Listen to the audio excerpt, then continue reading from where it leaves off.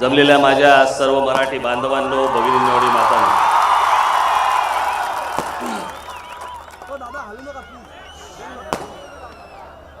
बराच वेळ आपण सगळेजण वाट बघत असाल, पण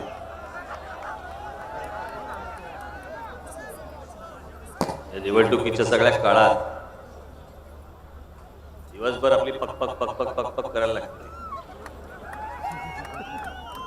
सकाळपासून टेलिव्हिजनचे इंटरव्ह्यू चालू असतात, वर्तमानपत्राचे इंटरव्ह्यू, संध्याकाळी सभा.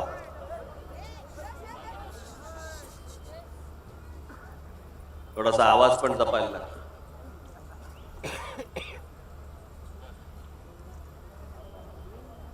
हे सगळं करत करत आता मध्ये सगळ्या प्रचाराचं सगळं सुरू व्हायच्या अगोदर 15 दिवस आजारी पडलो. प्रश्न पडला कसा जायचं, प्रचार कसा करायचा, मला उठण्याची ताकद नव्हती.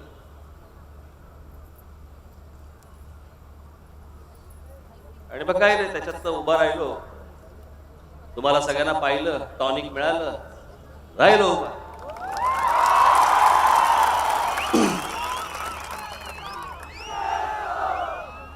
माझ्या सगळ्या विधानसभेच्या निवडणुका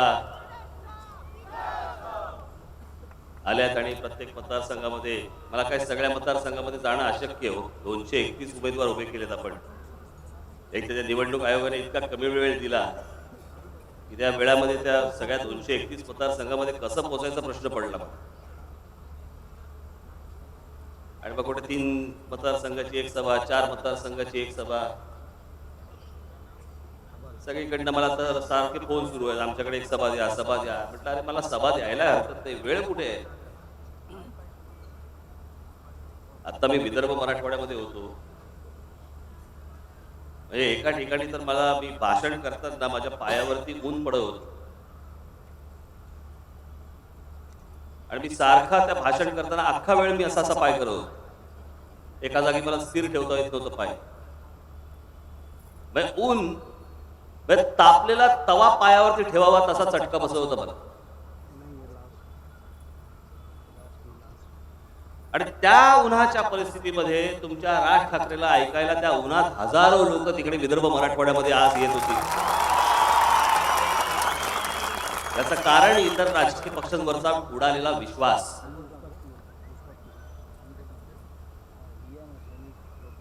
आज इथे मी कल्याणमध्ये आलोय. या कल्याणचं महत्व काय?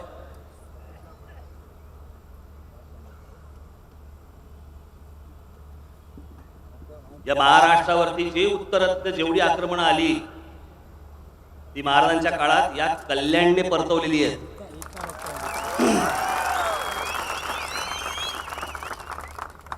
आणि आज पुन्हा या कल्याणवरती ही जबाबदारी येऊन पडलेली आहे की ही जी सगळी उत्तरेतली जी आक्रमणं आहेत ना, राष्ट्रीय पक्षांची, भाजपा आणि काँग्रेसची, ही आक्रमणं तुम्हाला परत परतवावी लागतील. त्यांना सगळ्यांना घरी पाठवायला गेल्या राष्ट्रीय पक्षांना.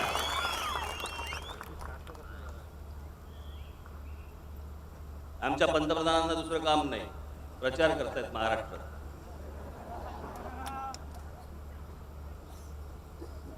आमच्या महाराष्ट्रात येतात आणि विचारतायत केम शो.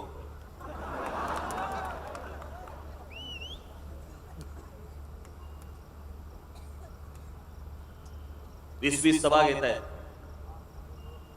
मी काल सांगितलं ना, त्यांनी बीडला सांगितलं गोपीनाथ मुंडे असते तर म्हणे मला महाराष्ट्रामध्ये सभा घ्यायची वेळ आली नसती. त्यांच्याच पंतप्रधानांनी त्यांच्याच महाराष्ट्रातल्या नेत्यांची लायकी काढली की गधड्यांनो तुमच्यासाठी मला यायला लागते.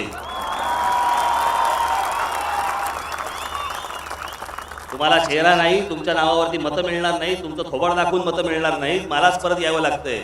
आमचे पंतप्रधान लोकसभेला पण प्रचार करतायत, विधानसभेला पण प्रचार करतायत. बहुधा वर्षभरात कल्याण डोंबिवली महानगरपालिका लागेल, बहुधा तिथेही दिसतील मित्र.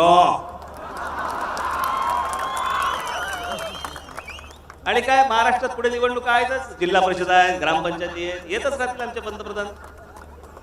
कारण भाजपाला काही स्थान नावाची काही गोष्टच नाही. काँग्रेस राष्ट्रवादीबद्दल न बोललेलंच बरं. आत्ताच तिथे डोंबिवलीला म्हटलं ना, त्या अजित पवार जाहिरात करतात हाताची घडी घालून.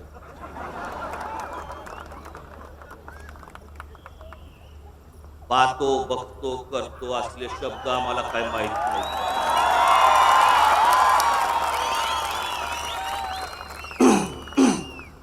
पाहतो बघतो करतो असले शब्द माहित नाही अजित पवारला. खातो लुटतो ओरबाडतो एवढेच माहिती असतात त्याला.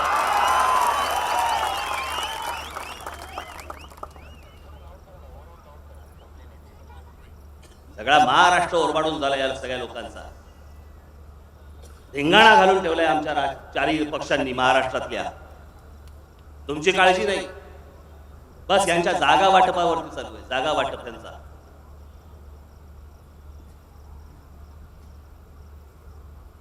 भारतीय जनता पक्ष सांगतोय म्हणे आमच्या हातात बहुमत द्या. बहुमत तुमच्या हातात? चला, उमेदवार नाही सापडत तुम्हाला? बाहेरच्या पक्षामधनं आयात करायला लागतात. भारतीय जनता पक्ष ज्याच्या हातामध्ये आज केंद्राची सत्ता आहे, त्यांची महाराष्ट्रातली अवस्था काय? मी काल वाचून दाखवलं, आपल्यापैकी कोणी ऐकलं असेल, नसेल ऐकलं तर परत ऐका.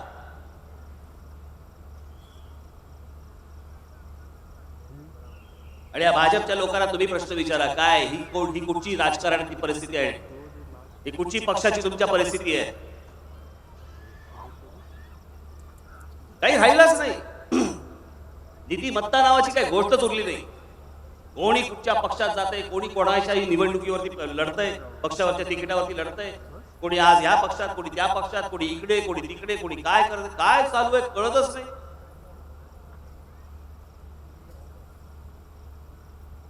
मी भारतीय जनता पक्षाची आत्ताची महाराष्ट्रातली परिस्थिती फक्त मी तुमच्या समोर ठेवतो. म्हणजे काँग्रेस राष्ट्रवादीला महाराष्ट्र कंटाळला, यांना ह्यांच्यापासून दूर लोटावं, तर शिवसेना भारतीय जनता पक्षाने गोंधळ घालून ठेवला. गेले महिन्या 2 महिने 3 महिने तुमचे विषय नाही ना. महाराष्ट्रातल्या बेरोजगारांचा विषय ना, महाराष्ट्रातल्या विजेचा विषय ना, महाराष्ट्रातल्या शेतकऱ्यांचा विषय ना, महाराष्ट्रातल्या महिलांचा विषय ना, महाराष्ट्रातल्या शिक्षणाचा विषय, कोणतेच विषय नाही. फक्त मला तू 10 दे, मी तुला 15 देतो, तू 20 घे, मग त्याला कोणी द्यायचे, मग त्याला तू दे. ह्यांच्या जागा वाटप फक्त चालू आहे. बाकी काही ह्यांना देणं घेणं नाहीये. महाराष्ट्रातल्या प्रश्नाचं नाही. कोणी त्या महाराष्ट्राच्या भविष्याबद्दल कोणी बोलतंय, महाराष्ट्राच्या भवितव्याबद्दल बोलतंय ना, महाराष्ट्रातल्या तरुणांना हाताला काम कसं मिळेल, काही नाही. मला 10 दे, तुला 15 घे, मी 20 घेतो, तू 4 घे. त्याला मध्यंतरीचा काळ अख्खा मला असं वाटलं चला महाराष्ट्रावरती रतन खत्री राज्य करतोय. आकडे लावतायत नुसते आकडे.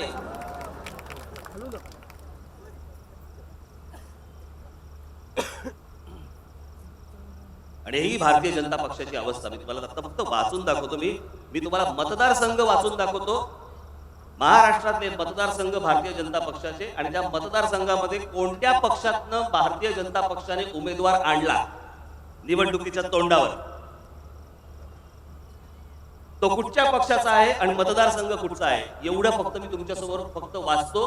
म्हणजे तुम्हाला कल्पना येईल महाराष्ट्रातल्या भारतीय जनता पक्षाची काय अवस्था आहे. कपाळावर हात मारून गेला. नंदुरबार राष्ट्रवादी, म्हणजे हे आलेले लोक सांगतो मी कुठच्या पक्षातनं यांच्याकडे आलेत उमेदवार म्हणून, ते फक्त त्या पक्षांची नावं वाचून दाखवते तुम्हाला. नंदुरबार राष्ट्रवादी, धुळे शेतकरी संघटना, भुसावळ राष्ट्रवादी, अमरावती काँग्रेस, हिंगणा काँग्रेस, भोकर काँग्रेस, परभणी काँग्रेस, औरंगाबाद शिवसेना, गंगापूर अपक्ष आणि तोही काँग्रेसच, सिन्नर काँग्रेस राणे समर्थक, मुरबाड राष्ट्रवादी, तेलापूर राष्ट्रवादी, घाटकोपर मनसे, पनवेल काँग्रेस, चिंचवड राष्ट्रवादी, श्रीगोंदा राष्ट्रवादी, शिराळा काँग्रेस, तासगाव काँग्रेस, पुरंदर मनसे, नांदेड राष्ट्रवादी, बुलढाणा राष्ट्रवादी, दौंड राष्ट्रवादी, सावंतवाडी काँग्रेस, उस्मानाबाद काँग्रेस, लातूर काँग्रेस, कंधार राष्ट्रवादी, कन्नड समता परिषद, कोपरगाव राष्ट्रवादी, पारनेर शिवसेना, राहुरी राष्ट्रवादी, राहता राष्ट्रवादी, नेवासा काँग्रेस, आष्टी राष्ट्रवादी, पाथर्डी राष्ट्रवादी, चोपडा राष्ट्रवादी, धुळे काँग्रेस, नांदगाव राष्ट्रवादी, जालना राष्ट्रवादी, पैठण शिवसेना, श्रीरामपूर काँग्रेस, कोपरगाव राष्ट्रवादी, घनसावंगी काँग्रेस, कोल्हापूर काँग्रेस, नेवासा काँग्रेस, अहमदनगर भाजप, नंतर राष्ट्रवादी, नंतर परत भाजप, निफाड शिवसेना, भोर शिवसेना, जुन्नर शिवसेना, खेड शिवसेना, वर्सोवा राष्ट्रवादी, कुर्ला राष्ट्रवादी, हे सगळे काँग्रेस राष्ट्रवादीमधनं घेतलेली सगळी माणसं ज्याच्यावरती हे निवडणुका लढवत आहेत आणि सांगतात आमच्या हातात सत्ता द्या. म्हणजे आज खऱ्या अर्थाने बघायला गेलं तर पंतप्रधान नरेंद्र मोदी येऊन काँग्रेस राष्ट्रवादीच्या लोकांचा प्रचार करतायत महाराष्ट्रामध्ये.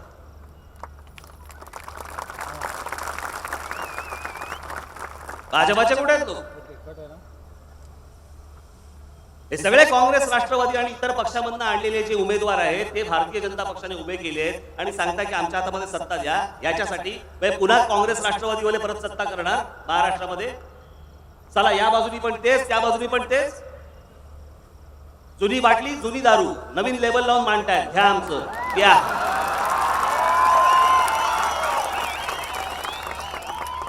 असे एडे बनवतात आणि आम्हाला काही वाटत नाही त्या गोष्टींबद्दल.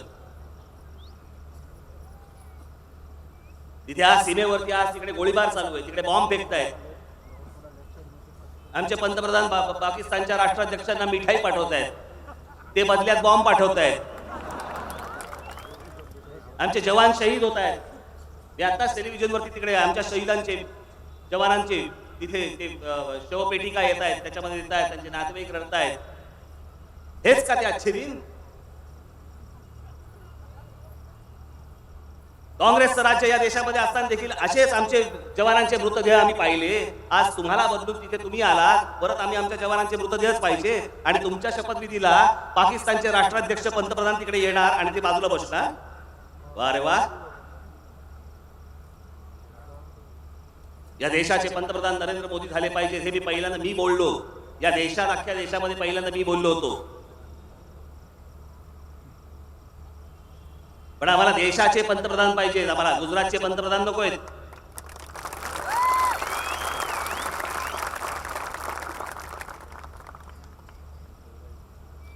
आता अमेरिकेला जाऊन आले आमचे पंतप्रधान, तिथे ओबामा भेटले आणि ओबामाने त्यांचं स्वागत केलं. काय केम छो मिस्टर प्राईम मिनिस्टर, केम छो. आमच्या पंतप्रधानाची ओळख जगामध्ये काय? गुजराती पंतप्रधान. भारतीय पंतप्रधान म्हणून पाहिजे ना. भारताचा पंतप्रधान तिकडे आलाय. जर बोलायचं असेल तर तिकडे फार फार तर हिंदीत बोललं पाहिजे होतं. केम छो. व्हाईट हाऊस मध्ये तुम्ही खाना ठेवता आणि त्या व्हाईट हाऊसच्या बाहेर काय होतं? मनोरंजनाचे कार्यक्रम, गरबा का लेझिम का नाही?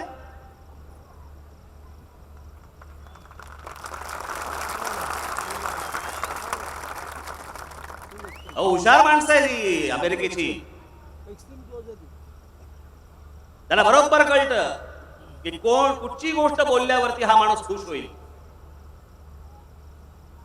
अशीच गोष्ट चालू आहे. गुजरातच्या मुख्यमंत्री आनंदीबाई त्या येतात. मी काल बोललो नाही का, एक आनंदीबाई होती आमच्या पेशव्यांच्या काळात ज्यांनी ध जमा केला. आणि या आनंदीबाई आता म चा गु करायला निघाले. म्हणजे महाराष्ट्राचा गुजरात.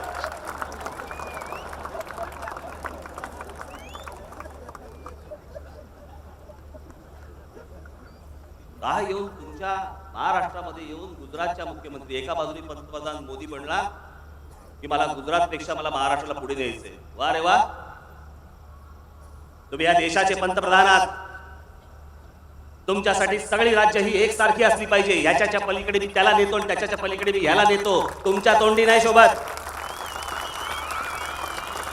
हे पंतप्रधानांनी नाही सांगायचं. तुमच्यासाठी सगळी राज्य सारखीच असली पाहिजेत.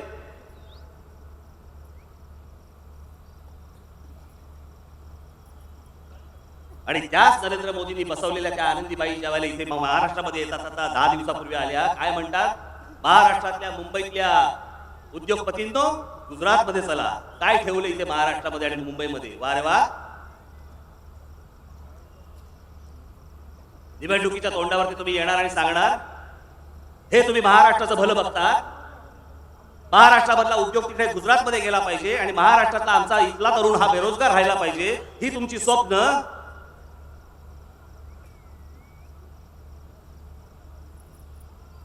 या लोकांच्या हातात देणार. बरं, ह्या आता महाराष्ट्रामधले जे भाजपचे कोणी नेते आहेत यांची हिंमत तरी आहे का हो यांच्याकडे वरती डोळे करून बघायची? चुप असं म्हटलं की चुप. बाजूला जाऊन बसणार, बाजूला जाऊन बसणार.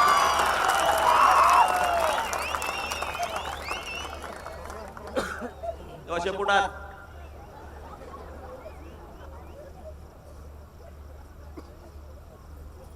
यांच्या हातात सोपवायचा महाराष्ट्र. शिवसेना एका बाजूने सांग आमच्या हातात सोप. काही काही स्वाभिमान नावाची काही गोष्ट उरली?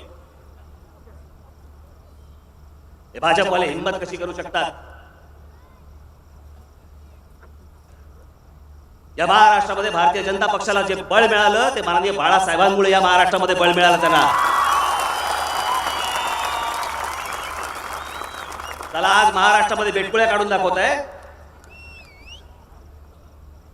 त्यांच्या पश्चात आलं कुठून बळ तुम्हाला याचं माहिती आहे, कारण त्यांना माहिती आहे हे लेचे तेच आहे आमचं. मूर्ख बनवायचं तुम्हाला फक्त. त्या जागी जर मी असतो एक महिन्याभरापूर्वीच लाथ मारली असती. Get out. मला यायचं असत्या तुमच्या बरोबर. कसल्या युत्या आणि कसल्या घेऊन बसलाय अहो? स्वाभिमानाशिवाय समोर कसले आले आहेत या गोष्टी? यांच्या समोर सत्तेसाठी लाचारी करायची. आणि मग मी ज्याला बोललो त्यावेळेला दुसऱ्या दिवशी स्टेटमेंट काढलं की आमचा मंत्री बघा, म्हणजे केंद्रात मंत्री ठेवायचा, महानगरपालिकांमध्ये युत्या ठेवायच्या, आणि महाराष्ट्रामधली युती तुटली तर सांगायचं आमचा अपमान केला, हिंदुत्वाचा अपमान झाला. अरे वा. जर अपमान हिंदुत्वाचा झालाय, जर समजा तुमचा अपमान जर समजा भाजपाने केलाय, कशाला पाहिजे मंत्रिपद? कशाला पाहिजे महानगरपालिकांमधली सत्ता? मारा एकदाची लाच. पण नाही, इन्कम सोर्स आहे ना, पैसे येतात, त्याच्यावर कशी लाच मारणार? सगळे सत्तेला नुसते हापापले, काही सत्व उरलं नाही, काही नाही, स्वाभिमान नाही, काही नाही. आमचा मणकाच पिचलेला. हे कणखर देणार महाराष्ट्राला भवितव्य. म्हणून मी आज पक्ष स्थापन केल्यापासून मला ती झंझटच नको. चला कोणाची युती नको, कोणाची आघाडी नको, आपला एकला चलो रे बरं आहे.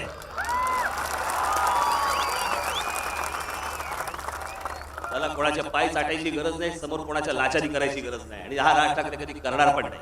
त्याला सत्यावर लाच मारेन पण लाचारी नाही करणार.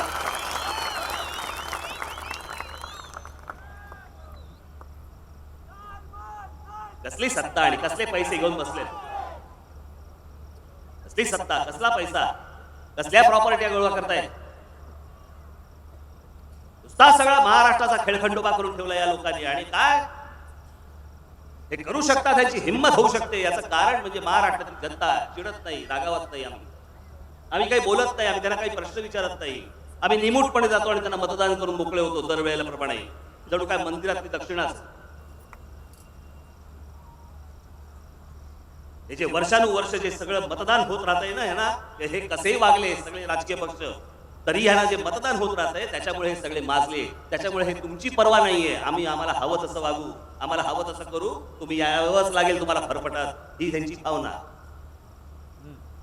आम्हाला राग येईल, आम्ही चिडत नाही, आम्हाला संताप येत नाही. या सगळ्या झालेल्या सगळ्या गोष्टींचा आम्हाला काहीच वाटत नाही.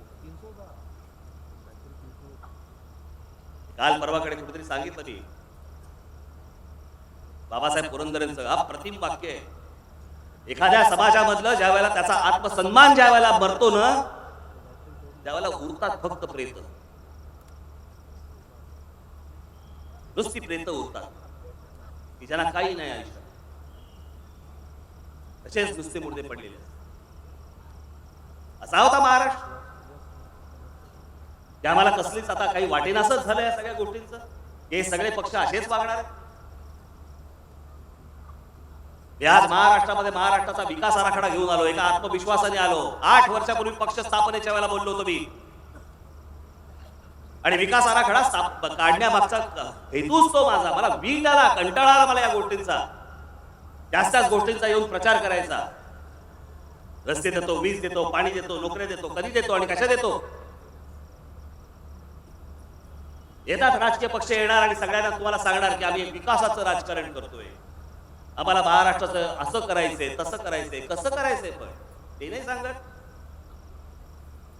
54 वर्ष झाली संयुक्त महाराष्ट्र होऊन आणि 67 वर्ष झाली हा देश स्वतंत्र होऊन आम्ही त्याच विषयांवरती अजून निवडणुका लढवतोय. पाणी देऊ, रस्ते देऊ, वीज देऊ, नोकऱ्या देऊ, याच्या पलीकडे आम्हाला जाता येत नाही. आम्ही चांगलं शिक्षण देऊ शकत नाही आहोत. आमच्या तरुणांना त्यांना योग्य वाटेल अशा प्रकारच्या नोकऱ्या उपलब्ध करून देऊ शकत नाही आहोत. आम्ही त्यांना कुठचाही व्यवसाय उभा करून देऊ शकत नाही आहोत. महाराष्ट्राची निसर्गाने दिलेली बलस्थानं आम्ही जगासमोर मांडायला तयार नाही आहोत. आमच्याकडचा शेतकरी आत्महत्या करून मोकळा होतोय आणि आमच्याकडचा नादान उपमुख्यमंत्री म्हणतोय मी तुमच्या कालव्यात येऊन काय बोतू का. त्याच्यावरती महाराष्ट्राचा भीती हसतो. आम्ही हसतो त्याच्यावरती, काहीच वाटत नाही आम्हाला. आमचा उपमुख्यमंत्री येतो आणि नादानपणे आम्हाला मुतण्याची भाषा करतो आमच्या अंगावरती. तो शेतकरी बांधव, त्याचा कुटुंबीय ज्या वेळेला तिकडे तो आत्महत्या करतो, कोणी जातं का त्या कुटुंबियांना बघायला. हजारो कोटी रुपये खर्च केले आणि सिंचनावरला इतका मोठा भ्रष्टाचार झाला. आम्ही महाराष्ट्रातलं पाणी आम्ही मिळवून देऊ शकलो नाही महाराष्ट्राला. अजून महाराष्ट्रामध्ये दुष्काळ.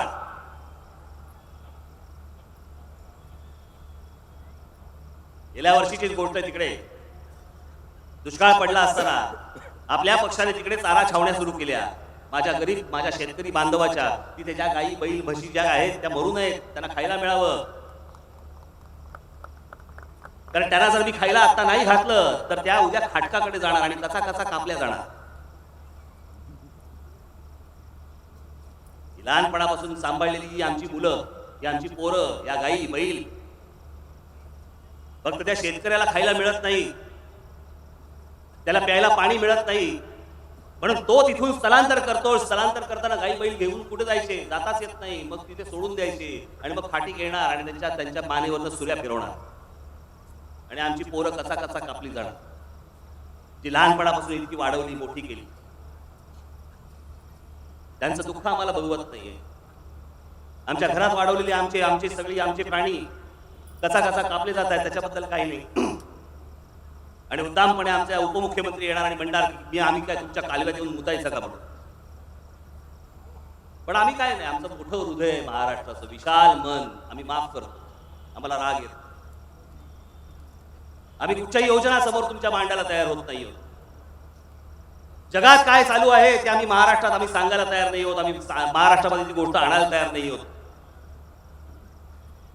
तो संपूर्ण विकास आराखडा माझ्याकडे आज तयार आहे. मग तो महिलांच्या बाबतीत असेल, महिलांच्या बाबतीत राईट टू पी म्हणजे तुम्हाला बाथरूमला जाण्याचा अधिकार, याच्यावरती चर्चा होते. या महाराष्ट्रामध्ये पुरुष आणि महिला खांद्याला खांदा लावून आमच्या महाराष्ट्रामधल्या आमच्या माता भगिनी ह्या सक्षम आहेत. इतक्या वर्षामध्ये आम्ही त्यांना शौचालय नाही उभे करू शकलो या महाराष्ट्रामध्ये. आम्ही गर्दीच्या ठिकाणी नाही, रेल्वे स्टेशनवरती नाही, पार्कमध्ये नाही, रस्त्यावरती नाही, कुठे नाही. आणि महिलांच्या अधिकारावरती या लोकांनी फक्त बोलत राहायचं. काय उपकार करता आम्ही तुम्ही आमच्या माता भगिनींवरती? जसे पुरुषांचे अधिकार आहेत तसे त्या आमच्या माता भगिनींचे देखील अधिकार आहेत. ते मागे चालू होतं ना 33% महिलांना आरक्षण. म्हटलं 33% देणार तुम्ही कोण? या जगामध्ये फक्त 2 जाती आहेत, एक पुरुष आणि एक स्त्री. जर द्यायचंच असेल तर 50% अधिकार द्या. कशासाठी या सगळ्या गोष्टी पाहिजेत? त्या उपकार करतो आपण. मला आता या सगळ्या आचारसंहितेच्या सगळ्या लफड्यामुळे मला फार वेळ बोलता येणार नाही आपल्याशी. ते त्यांचे ते काय ते 10चे वगैरे, आता 10 मिनिटं काहीतरी उरली. पण बाबांनो, मी आपल्याला जे सांगतोय, बाकीचे सगळेजण एकमेकांना शिव्या घालण्यामध्ये मशगूल आहेत. सकाळी उठले की हा त्याच्यावर शिव्या, तो त्याच्यावर शिव्या, हा ह्याच्यावर शिव्या. बस शिव्यांचं महाविद्यालय काढून ठेवले महाराष्ट्रामध्ये 15 तारखेपर्यंत. हा तुमचा एकटा राज ठाकरे फक्त महाराष्ट्राच्या विकासाच्या गोष्टी बोलतोय, महाराष्ट्राच्या भवितव्याच्या गोष्टी बोलतोय, भविष्याचा आराखडा घेऊन तुमच्या समोर येतोय आणि लपवून ठेवलेला नाहीये माझ्याकडे. मी तो महाराष्ट्राला समर्पित केलेला आहे. तो वेबसाईट वरती आहे, तो पुस्तिकेवरती आहे, सगळ्या ठिकाणी आहे, खुला आहे, सगळ्यांसाठी खुला आहे. एकदा त्या वेबसाईट वरती जाऊन बघा. कारण त्याच्यामध्ये ज्या गोष्टी आहेत त्या जर छापायच्या असतील तर एवढा जाडा ग्रंथ होईल. जवळपास 3.5 ते 3.5 लाख शब्दाची ती वेबसाईट आहे. 3 ते 3.5 लाख. ही छापायची कशी हो? पण मी ज्यावेळेला पहिल्या माझ्या सभेमध्ये मी बोललो होतो की मी ज्या वेळेला महाराष्ट्राचा विकास आराखडा मी मांडीन तो घेऊन येईन मी, आणि ज्या प्रश्नांची उत्तरं इतक्या वर्षात मिळाली नाही त्या प्रश्नांची उत्तरं आणि नवी दिशा महाराष्ट्राला ही मी त्या विकास आराखड्यातनं देईन. तो आपण एकदा वाचा, त्याच्यामध्ये सगळ्या गोष्टी आहेत. उद्या ज्या वेळेला तुम्ही माझ्या हातामध्ये या महाराष्ट्राचे अधिकार द्याल त्यावेळेला डोकं खाजवत नाही बसणार मी. रोजगाराची संधी अहो प्रचंड मोठ्या प्रमाणामध्ये मी उपलब्ध करू शकतो, प्रचंड मोठ्या प्रमाणामध्ये. आणि याचं कारण माझ्याकडे ती इच्छाशक्ती आहे. राज ठाकरे इथे राजकारणामध्ये पैसे कमवण्यासाठी आणि प्रॉपर्टी गोळा करण्यासाठी आलेला नाही ना. तो माझा छंद आहे ना मला त्याची आवड आहे. माझी फक्त एवढीच इच्छा आहे, मी जे जगात पाहिलंय, मी जे जगात पाहतो ते माझ्या महाराष्ट्रात माझी आणायची इच्छा आहे. माझ्या महाराष्ट्रातला माझ्या मराठी माणसाला त्या सगळ्या गोष्टी मिळाल्या पाहिजेत. आणि महाराष्ट्रातल्या ज्या रोजच्या गरजा आहेत त्या पूर्ण होऊन महाराष्ट्रातल्या तरुणांनी भविष्याकडे बघितलं पाहिजे की नवीन गोष्टी, नवीन आशा, नवीन अपेक्षेने त्यांनी आज पुढे पाहिलं पाहिजे. आम्ही त्याच गोष्टी बघतो, आम्ही त्याच गोष्टी करतो, आम्ही वर्षानुवर्ष. कंटाळा येत नाही आम्हाला. हेच जीवन जगतो आहोत आम्ही. आमच्या शहरांना आकार नाही. कशी फुटतायत वाटेल तशी पसरतायत शहरं, काही नाही. या आमच्या शहरांकडे बघायला राज्य सरकारला वेळ नाही. हे आमचे पोलीस अधिकारी इथे उभे आहेत, या पोलीस अधिकाऱ्यांकडे बघायला वेळ नाही. ते विचारे तसेच. तुम्ही काय घड्याळ बघताय का? माझं पण काय लक्ष आहे, काळजी करू नका. बरं काय होणार? पार केस काय? आचारसंहितेचा भंग. चला इतक्या वर्षात कोणावर एक केस नाही झाली आणि काही प्रूव्ह झालं नाही. नुसतं आपल्या आचारसंहितेची भीती असो. पण मी आज हा सगळा आराखडा सगळा घेऊन आलोय, एका आत्मविश्वासाने आलोय आपल्या समोर. आणि या आत्मविश्वासाला आपण सर्वांनी दाद द्यावी. येत्या 15 तारखेला आपण महाराष्ट्र नवनिर्माण सेनेची, मी आपल्यावरती एक जबाबदारी पण टाकणार आहे. मी प्रत्येक सभेमध्ये टाकतो तशी आता पण तुमच्यावरती एक जबाबदारी टाकणार आहे. मला या सगळ्या 231 मतदारसंघामध्ये जाणं अशक्य आहे, कठीण आहे.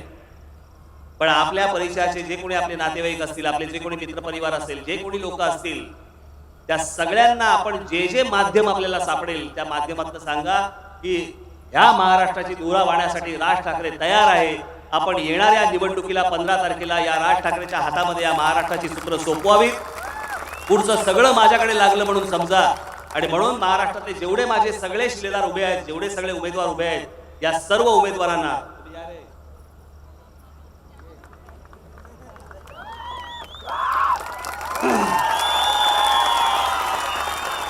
काही जे प्रकाश आहे तसेच बाकी महाराष्ट्रामध्ये अनेक उमेदवार जे उभे आहेत, या सगळ्या उमेदवारांना आपण येत्या 15 तारखेला रेल्वे इंजिन या निशाणीवरती बटन दाबून आपण सगळ्यांना प्रचंड मताने विजयी करावं आणि भविष्यातला महाराष्ट्र घडवण्याची संधी या राज ठाकरेला आपण द्यावी एवढी एक विनंती करतो आणि आपण सर्वांची मी रजा घेतो.